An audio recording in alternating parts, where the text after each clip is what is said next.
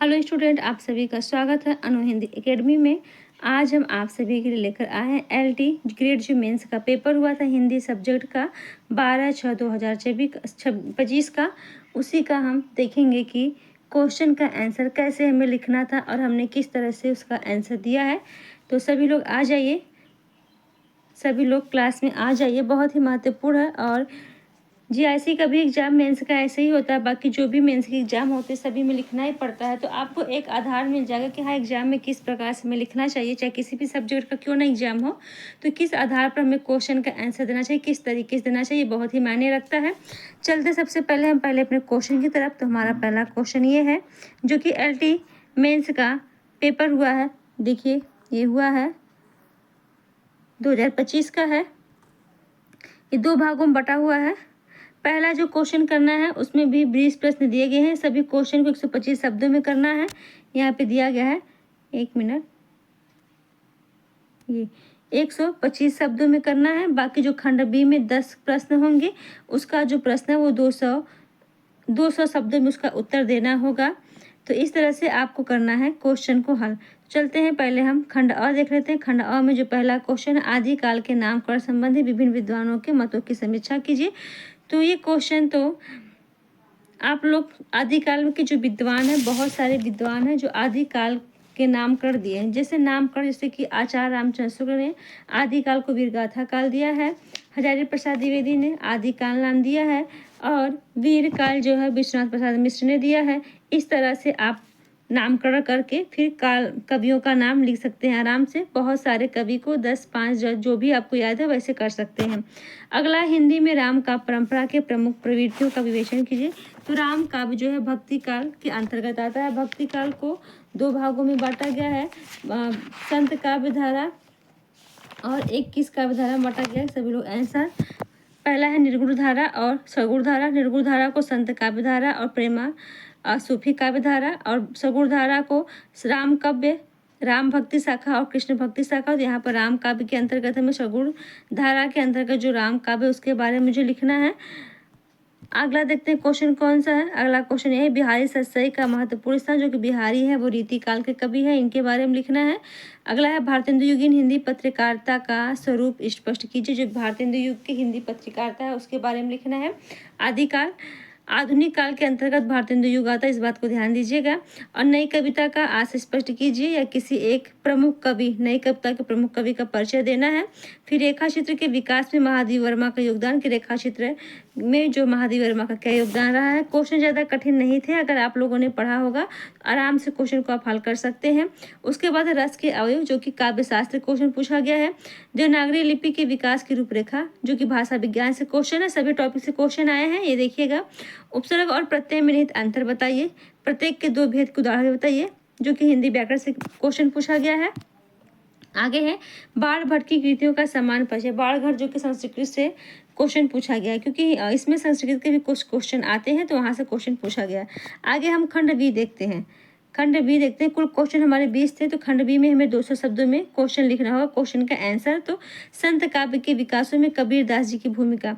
संत काव्य जो कि इसके प्रवर्तक जो है कबीरदास जी को ही माना जाता है, जिसे हम निर्गुण धारा कहते हैं। ज्ञान श्रेय शाखा के अंतर्गत कबीरदास जी के बारे में लिखना है। फिर रीतिबद्ध, जो कि रीति काल के कवियों के बारे में लिखना है, प्रभु विवेचन कीजिए। आगे देखते हैं, क्वेश्चन है, हिंदी साहित्य के विकास में आचार्य महावीर प्रसाद द्विवेदी का योगदान। कि महावीर प्रसाद द्विवेदी ने हिंदी साहित्य के इतिहास में क्या योगदान दिया है, क्या विशेषताएं लिखी हैं, ये सब लिखना है उनके बारे में। फिर छायावाद का तात्पर्य स्पष्ट करते हुए जयशंकर प्रसाद के काव्य संग्रह को महत्व। छायावाद जो कि जयशंकर प्रसाद के प्रवर्तक माने जाते हैं, छायावाद के बारे में कुछ लिखकर उसके बाद हमें जयशंकर प्रसाद जो कि बहुत ही महत्वपूर्ण कवि उस युग के, उनके बारे में कुछ काव्य संग्रहों पर स्पष्ट या महत्व स्पष्ट कीजिए, कुछ लिखना है उनके बारे में। अगला क्वेश्चन है, प्रयोगवाद क्या है। इस विकास से अज्ञेय के प्रदेय पर अपने विचार। प्रयोगवाद के प्रवर्तक अज्ञेय को माना जाता है, तो अज्ञेय के यहाँ पे कुछ बारे में लिखना है, पूछा गया है, उनके अपने विचारों को व्यक्त करना है। प्रेमचंद युगीन हिंदी उपन्यास। प्रेमचंद युगीन से हिंदी उपन्यास समय विवेचन करना है। फिर अगला है, देवनागरी लिपि की सीमाएं उल्लेख करते हुए सुधार के प्रयासों का विवेचन करना है। उपमा और उत्प्रेक्षा अलंकारों का लक्षण।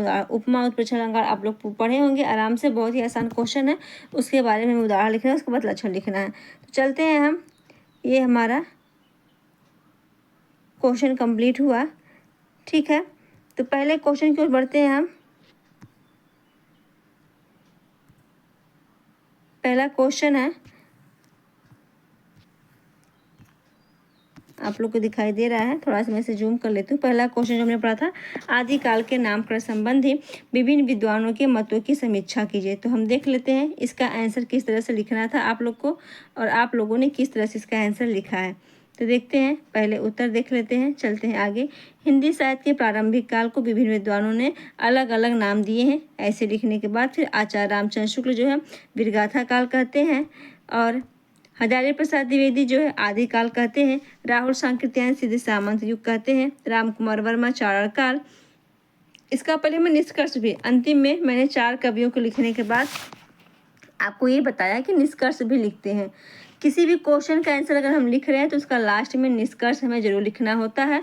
तो निष्कर्ष है कि वर्तमान में आदिकाल नाम सबसे अधिक प्रचलित और स्वीकार्य माना जाता है। इसको हम निष्कर्ष में आराम ऐसे जो है कि जो कॉपी चेक करते हैं उन्हें ज़्यादा अच्छा लगता है कि हाँ बच्चे ने इसका निष्कर्ष निकाला कि बहुत सारे लोगों ने अलग अलग नाम दिए हैं, लेकिन उसका जो स्वीकार किया गया वो आदिकाल को स्वीकार किया गया है।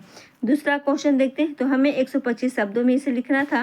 दूसरा क्वेश्चन है, हिंदी में राम काव्य परंपरा की प्रमुख प्रवृत्तियों का विवेचन कीजिए। तो राम काव्य के अंतर्गत प्रमुख प्रवृत्तियां देखना है। चलते हैं उत्तर की तरफ। हमने यहाँ पे उत्तर लिख दिया ताकि आप लोग को आसान रहे किस तरह से हमें आंसर को देना चाहिए एग्जाम में। तो राम को आदर्श स्वरूप, आदर्श पुरुष एवं मर्यादा पुरुषोत्तम के रूप में चित्रित किया गया है। भक्ति भावना की प्रधानता है राम काव्य में। लोक मंगल और नैतिक आदर्शों का प्रचार किया गया है। आगे देखते हैं, सरल एवं लोक भाषा का प्रयोग किया गया है। आदर्श परिवार, समाज और राज्य की स्थापना का संदेश है राम काव्य में। और इसके जो प्रमुख कवि हैं वो गोस्वामी तुलसीदास जी। राम काव्य के जो प्रमुख कवि हैं वो गोस्वामी तुलसीदास जी हैं, और राम भक्ति शाखा के प्रवर्तक या राम काव्य के प्रवर्तक भी तुलसीदास जी को माना जाता है। अगला क्वेश्चन देखते हैं, बिहारी सतसई का महत्व स्थापित कीजिए। बिहारी सतसई का महत्व मुझे बताना था आप सभी लोगों को।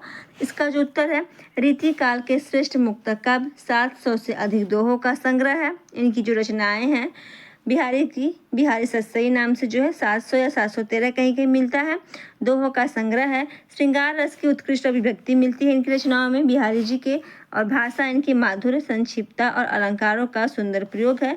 हिंदी साहित्य की अमूल धरोहर जो बिहारी सतसई है, जो इनकी रचना है बिहारी सतसई हिंदी साहित्य की अमूल धरोहर है। तो हमें जो है इन सभी का 125 शब्दों में ही आंसर लिखना था, तो हमें ज़्यादा इसको विस्तृत नहीं करना था। हमें समय भी बचाना है अपना, बाकी सभी क्वेश्चनों को ध्यान देते हुए हमें क्वेश्चन का आंसर देना है। अगला है, भारतेंदु युग इन हिंदी पत्रकारिता का स्वरूप स्पष्ट कीजिए। मैं ज़्यादा आप लोग का समय नहीं ले रही हूँ ताकि आप लोग का समय बर्बाद ना हो। आप फटाफट क्वेश्चन का आंसर देख लीजिए कि किस प्रकार से हमें आंसर देना था, इसीलिए मैं थोड़ा फास्ट क्लास कर रही हूँ। इसका जो आंसर है, आधुनिक हिंदी पत्रकारिता का प्रारंभ, राष्ट्रीय चेतना और समाज सुधारक प्रचार है। हिंदी भाषा का विकास, और इसमें कुछ हम देख लेते हैं पत्रिकाएं जो है आधुनिक युग में। तो कवि वचन सुधा है, हरिश्चंद्र मैगजीन है जो कि भारतेंदु हरिश्चंद्र की पत्रिका है ये। स्वतंत्रता एवं जन जागरण में महत्वपूर्ण योगदान हुआ है इन पत्रिकाओं का, दोनों पत्रिकाओं का। अगला क्वेश्चन देखते हैं, 5वां क्वेश्चन है, नई कविता का आशय स्पष्ट करते हुए किसी प्रमुख कवि का साहित्यिक परिचय दीजिए। नई कविता जो कि प्रयोगवाद के बाद की कविता मानी जाती है, इसके बारे में मुझे लिखना था। तो नई कविता स्वतंत्रता के बाद विकसित कविता है जिसमें व्यक्ति की संवेदना, यथार्थ, संघर्ष और आधुनिक जीवन की समस्याओं का चित्रण मिलता है नई कविता में। और फिर इसमें किसी एक कवि का तो अज्ञेय का परिचय है। नई कविता के प्रमुख कवि प्रयोगवाद के प्रवर्तक माने जाते हैं जो कि अज्ञेय हैं। इनकी जो प्रमुख कृतियां हैं अज्ञेय की, वो हरी घास पर क्षण भर, आंगन के पार द्वार, भाषा सरल और प्रतीकात्मक एवं आधुनिक है। आगे क्वेश्चन देखते हैं। 6वां क्वेश्चन है, 1 मिनट, ये रहा कि रेखा चित्र के विकास में महादेवी वर्मा का योगदान पूछा गया है। तो महादेवी वर्मा ने इसमें क्या योगदान दिया है?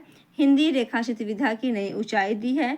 अतीत के चलचित्र और स्मृति की रेखाएं प्रसिद्ध कृतियां जो कि इनकी रेखाचित्र के अंतर्गत आती हैं।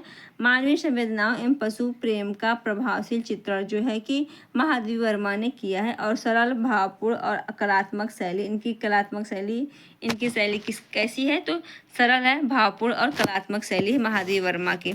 अगला क्वेश्चन देखते हैं। क्वेश्चन नंबर 7वां है कि रस के अवयव को 100 उदाहरण सहित स्पष्ट कीजिए। मतलब उदाहरण सहित स्पष्ट कीजिए। साथ में रस के अवयव तो लिखना है, पर उसको उदाहरण भी देना है सभी को। तो रस के 4 प्रमुख अवयव होते हैं। आपको इस तरह से लिखने के बाद चारों प्रमुख नाम लिखना है। स्थायी भाव, विभाव, विभाव के अंतर्गत आलंबन और उद्दीपन होते हैं, विभाव के अंतर्गत आलंबन और उद्दीपन होते हैं, फिर अनुभाव, संचारी भाव। ये हमारे चारों जो हैं रस के अवयव माने गए हैं। अब हमें इसके बारे में कुछ लिखना है। उदाहरण से तो राम सीता मिलन में रति स्थायी भाव है, जिसमें श्रृंगार रस की निष्पत्ति होती है। ये उदाहरण है। आगे क्वेश्चन देखते हैं। देवनागरी लिपि के विकास की रूपरेखा का वर्णन कीजिए। तो लिपि देखते हैं। भाषा विज्ञान से क्वेश्चन है कि ब्राह्मणी गुप्त लिपि से विकास है। गुप्त लिपि, कूट लिपि, नागरी और देवनागरी, इस तरह से जो है कि देवनागरी लिपि का उत्पत्ति हुई है।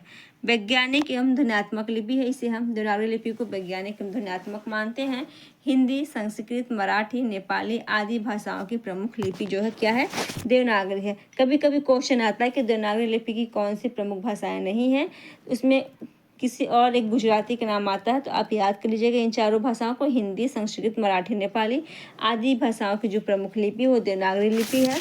बाकी जो है गुजराती की लिपि देवनागरी नहीं है। क्वेश्चन नंबर 9 देखते हैं।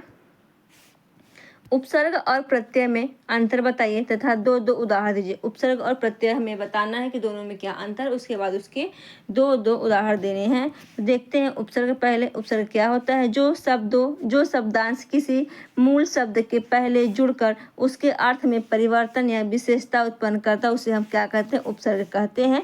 बहुत ही आसान क्वेश्चन। उदाहरण अन्याय, अन्य धन, अधन न्याय, अन्याय, प्रतिधन, गति, प्रगति, ये जो कि यहाँ पे जो जुड़ा है ये उपसर्ग है, अ है।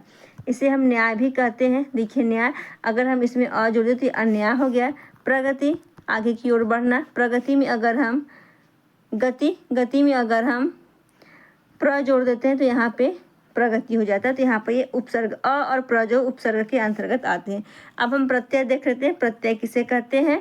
तो प्रत्यय जो है जो शब्दांश किसी मूल शब्द के अंत में, देखिए हमने पढ़ा वहाँ पहले जुड़ता है, और प्रत्यय में जो है कि अंत में जुड़ता है, अंतिम में जुड़ता है। जो शब्द और नया शब्द बनाता है उसे हम प्रत्यय कहते हैं। जैसे उसका उदाहरण देख लेते हैं हम। कोई चीज़ सुंदर है, क्या कहते हैं हम? कि वो सुंदर है। सुंदर है, ये हमारा जो है क्या है? प्रत्यय है। इसमें हम जो ता जोड़ देते हैं, सुंदरता, ये हमारा प्रत्यय इसमें जुड़ गया। ये मूल शब्द जो है सुंदर है, मूल शब्द इसका क्या है? सुंदर है। बाकी इसमें हम ता जोड़ दिए तो ये हमारा प्रत्यय हो गया। इसमें क्या जुड़ा है? ता प्रत्यय जुड़ा है। और मित्र है, वो हमारा मित्र है। ऐसे लोग कहते हैं मित्र मूल शब्द है, मित्रता जोड़ देते इसमें, ये हो गया प्रत्यय शब्द है। आगे देखते हैं। उपसर्ग और प्रत्यय दोनों में अंतर हमने देख लिया। मूल शब्द के पहले लगता है जो होता है उपसर्ग, मूल शब्द के पहले, और शब्द के अर्थ में परिवर्तन करता है। नया शब्द बनता है तथा शब्द के रूप में परिवर्तन करता है। इस तरह से आप इसे आराम से लिख सकते हैं। इसका निष्कर्ष एक बार हम देख लेते हैं कि उपसर्ग शब्द के प्रारंभ में जुड़ता है, जबकि प्रत्यय शब्द के अंत में जुड़ता है। दोनों नए शब्दों के निर्माण से महत्वपूर्ण भूमिका निभाते हैं। दोनों जो है नए शब्दों का निर्माण ही करते हैं, ये नहीं कोई एक करता है। उपसर्ग भी आगे जुड़कर नए शब्द का निर्माण करता है, प्रत्यय भी पीछे जुड़कर नए शब्द का निर्माण करता है। इस बात को ध्यान दीजिएगा। नेक्स्ट क्वेश्चन है, क्वेश्चन नंबर 10वां है। बाण भट्ट की कृतियों का समान परिचय दीजिए। बाण भट्ट की कृतियां का समान परिचय 125 शब्दों में लिखना है। तो देख लेते हैं बाण भट्ट के बारे में हम। बाण भट्ट संस्कृत साहित्य के प्रसिद्ध गद्यकार एवं सम्राट हर्षवर्धन के राजकवि थे। ये 7वीं शताब्दी के महान साहित्यकार माने जाते हैं। इनकी भाषा अत्यंत अलंकारपूर्ण, भावपूर्ण तथा विद्वतापूर्ण है। बाण भट्ट की प्रमुख कृतियां हैं हर्षचरितम, यह सम्राट हर्षवर्धन का जीवन चरित्र है। इसमें हर्ष के जीवन, शासन, समाज, तत्कालीन संस्कृति का सुंदर वर्णन किया गया। किसमें? हर्षचरितम, जो कि बाण भट्ट की रचना है। इनकी एक रचना कादम्बरी भी है बाण भट्ट की। यह प्रथम ऐतिहासिक गद्य ग्रंथ माना जाता है। इनकी कादम्बरी यह संस्कृत का प्रसिद्ध गद्य उपन्यास है। इसमें प्रेम, त्याग, पुनर्जन्म, प्रकृति वर्णन और कल्पना का अद्भुत समन्वय किया गया है। किसमें? कादम्बरी में। कादम्बरी इनकी रचना भी बहुत ही महत्वपूर्ण है और यह बाण भट्ट की सर्वश्रेष्ठ रचना मानी जाती है। इसका उत्तरार्ध इनके पुत्र भूषण भट्ट ने पूरा किया था। जो कादम्बरी है, कादम्बरी अधूरी थी, उसे जो पूरा किया है उनके पुत्र भूषण भट्ट ने पूरा किया है। इसकी हम भाषा शैली देख लेते हैं। इसकी जो भाषा शैली है बाणभट्ट की भाषा संस्कृतनिष्ठ, अलंकारिक, भावपूर्ण और वर्णनात्मक है। इसमें उपमा, रूपक और अनुप्रास जैसे अलंकारों का सुंदर प्रयोग उनकी रचनाओं की प्रमुख विशेषता है। निष्कर्ष देख लेते हैं। निष्कर्ष लिखना बहुत ज़रूरी है, इससे जो है कि क्वेश्चन ज़्यादा अच्छे लगते हैं और पढ़ने वाले और चेक करने वाले जो कापी होते हैं वो उनको भी लगता है कि हाँ बच्चा कुछ पढ़ा है, बच्चों को कुछ ज्ञान है, तभी वो निष्कर्ष भी समझ लेते हैं कि हाँ निष्कर्ष में मुझे क्या लिखना क्या नहीं लिखना होता है। बाणभट्ट ने अपनी अमर कृतियों में हर्षरतम और कादम्बरी के माध्यम से संस्कृत गद्य साहित्य को नई ऊंचाई प्रदान की, इसलिए उन्हें संस्कृत के महान गद्यकारों में सर्वोच्च स्थान दिया गया है बाणभट्ट को। अब हम देखते हैं हमारा जो अगला क्वेश्चन है जो कि हमें 200 शब्दों में लिखना है। मैं फटाफट सभी क्वेश्चनों का आंसर पढ़ दूंगी। मैं सोचती हूँ इसका जो है क्वेश्चन नंबर जो अगला है खंड हमारा ब जो 200 शब्दों क्वेश्चन इसे मैं कल करा देती हूँ। आज के लिए बस इतना ही। अगर वीडियो अच्छी लगी हो तो लाइक से सब्सक्राइब करना ना भूलिएगा, और बाकी आप हिंदी से तैयारी कर रहे हैं तो चैनल को ज्वाइन जरूर कर लीजिएगा। आपको यहाँ मूल पुस्तक से क्वेश्चन मिलेंगे, बाकी थ्योरी भी मिल जाएंगी। तो आज के लिए बस इतना ही। सभी का बहुत बहुत धन्यवाद।